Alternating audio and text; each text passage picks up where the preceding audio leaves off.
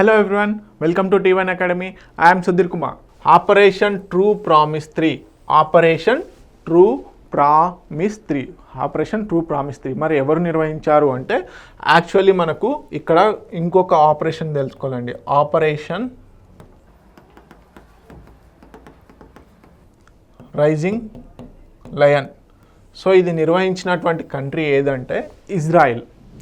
So Israel ఇరాన్లో ఉన్నటువంటి nuclear labs ఏవైతే ఉన్నాయో, న్యూక్లియర్ ఫెసిలిటీ ఏదైతే ఉందో ఆ న్యూక్లియర్ ఫెసిలిటీస్ని డ్యామేజ్ చేయడం కోసం అని చెప్పేసి ఆపరేషన్ రైజింగ్ లయన్ని నిర్వహించింది. ఎవరు?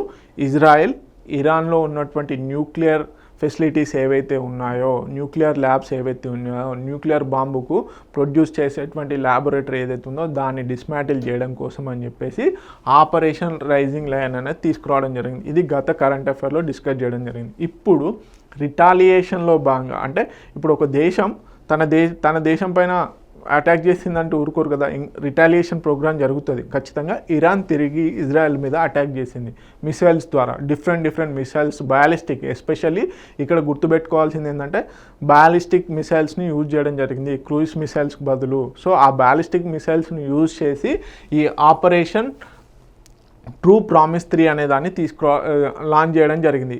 సో ఇరాన్ ఇజ్రాయెల్ మీద చేసింది ఇది.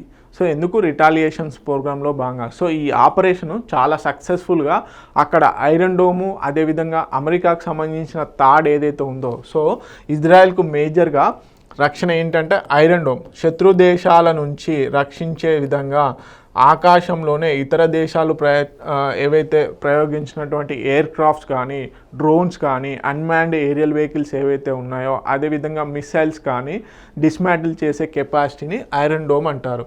సో ఇది ఇజ్రాయెల్ సొంతం. ఇప్పటి వరకు హమాస్, అక్కడ ఉన్నటువంటి హౌతీ రెబలియన్స్ ఏవైతే ఉన్నాయో అవి అటాక్ చేసినప్పుడు కూడా ఇజ్రాయెల్ తట్టుకొని నిలబడింది. కానీ ఫస్ట్ టైం ఈ ఐరన్ డోమ్ని బ్రేక్ చేసింది ఎవరు అంటే ఇరాన్. ఇది గుర్తుపెట్టుకోండి. ఎందుకు అంటే ఇక్కడ చాలా స్ట్రాటజిక్గా ఇరాన్ సో ఆ ఐరన్ డోమ్కు సంబంధించినటువంటి మిసైల్స్ కాకుండా డిఫరెంట్ మిసైల్స్ను వాడింది. అవే బ్యాలిస్టిక్ మిసైల్స్, అదేవిధంగా అన్మాన్డ్ ఏరియల్ వెహికల్స్ని డైవర్ట్ చేయడం కోసం. ఏదైతే ఈ ఐరన్ డోమ్ ద్వారా రిలీజ్ చేసేటువంటి మిసైల్స్ ఉంటాయి కదా, సో ఒక మిసైల్ వస్తున్నప్పుడు ఇంకో మిసైల్ వెళ్ళి ఆ మిసైల్ని డిస్మాంటిల్ చేయాలి. సో ఆ ఏవైతే టార్గెటెడ్, అన్టార్గెటెడ్ రెండు విధాలుగా పంపించడం జరిగింది. సో ఆ రెండు విధాలుగా పంపించే ప్రాసెస్లో ఈ ఐరన్ డోమ్లో వర్క్లో ఉన్నటువంటి మిసైల్స్ ఏవైతే ఉంటాయో ఆ మిసైల్స్ అన్టార్గెటెడ్గా ఉన్నటువంటి మిసైల్స్ని టార్గెట్ చేశాయి. అదేవిధంగా టార్గెటెడ్ మిసైల్స్ ఏవైతే ఉంటాయో అవి తప్పించుకొని మనకి ఇజ్రాయెల్లో ఉన్నటువంటి టెల్ అవీవ్, హఫియా ఇలాంటి ప్లేసెస్లలో మేజర్ డ్యామేజ్ చేయడం జరిగింది. ఓకే, సో దీంట్లో అగైన్ మళ్ళీ ఇజ్రాయెల్ రిటాలియేషన్ చేస్తుంది. కాకపోతే ఇక్కడ గుర్తుంచుకోవాల్సింది ఏంటంటే ఆపరేషన్ ట్రూ ప్రామిస్ ఏ కంట్రీ నిర్వహించింది అంటే సో ఇరాన్ లాంచ్ చేసింది. Iran launched operation true promise 3 escalating military strikes on Israel for the third consecutive day. Okay, Iran's latest military offensive led by the IRGC targeting Israel cities and infrastructure, especially economic infrastructures. అదే విధంగా refinery ఎక్కడైతే ఉంటాయో refinery storages, so వాటిపైన ఎక్కువగా ఈ air strikes అనేటివి చేయడం జరిగింది. ఎవరు? Iran. So response to Israel air strikes. So ఈ నంటాజ్ అండ్ ఇష్ఫాన్ న్యూక్లియర్ సైట్స్ ఏవైతే ఉన్నాయో, నటాంజ్ అండ్ ఇస్ఫహాన్ ఇవి మనకి ఇరాన్లో ఉన్నటువంటి న్యూక్లియర్ సైట్స్. ఈ న్యూక్లియర్ సైట్స్ పైన ఇజ్రాయెల్ అటాక్ చేసింది. సో ఇప్పుడు రిటాలియేషన్స్లో భాగంగా ఇజ్రాయెల్ పైన ఎవరు? ఇరాన్ ఈ ఆపరేషన్ ట్రూ ప్రామిస్ అనే దానిపైన చేయడం జరిగింది. సో దీంట్లో మేజర్గా టెల్ అవీవ్, ఐఫా, అదేవిధంగా రెహోవాట్ ఇవి మనకి ఇజ్రాయెల్కి చాలా ఫేమస్ ప్లేసెస్. సో వాటిని కూడా డిస్మాంటిల్ చేయడం జరిగింది. అక్కడ మేజర్గా ఎకనామిక్గా ఉండేటువంటి ఇంపార్టెన్స్ ఏవైతే ఉంటాయో వాటిని టార్గెట్ చేయడం జరిగింది. ఏంటి? Power stations, refineries, scientific institutions. So వీటిపైన ఎవరు? ఇరాన్ టార్గెట్ చేసింది ఇజ్రాయెల్లో ఉన్నటువంటి పైన.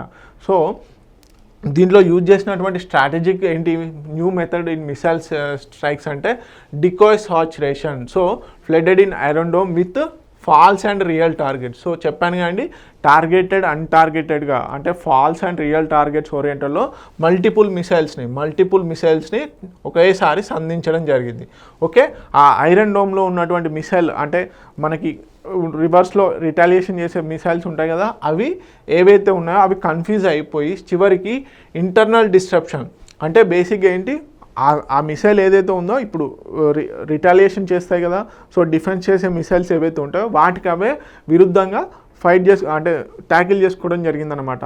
సో ఎయిర్ స్ట్రైక్ చేసుకోవడం జరిగింది. అదేవిధంగా ఏఐ గైడెడ్ మిసైల్స్ని వాడడం జరిగింది. సో ఈ ఆపరేషన్ ట్రూ ప్రామిస్లో భాగంగా ఏఐ గైడెడ్ మిసైల్స్ని ప్రయోగించింది. సో దీంట్లో ఏంటంటే పాత్ డిఫరెంట్గా చూపించినప్పటికీ టార్గెట్ మాత్రం సేమ్గానే ఉంటుంది. సో ఆ విధంగా ఇజ్రాయెల్కి సంబంధించిన ఐరన్ డోమ్ మిసైల్స్ ఏవైతే ఉంటాయో అవి వాటి పాత్ను కనుగొనలేకపోయినాయి. ఆ విధంగా సక్సెస్ఫుల్ అయింది. అదేవిధంగా multi target penetration enabled strikes and dense civilian and economic zones పైన ఎక్కువగా టార్గెట్ చేయడం జరిగింది.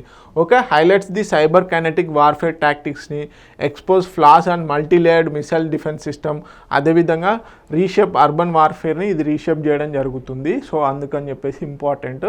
ఓకే,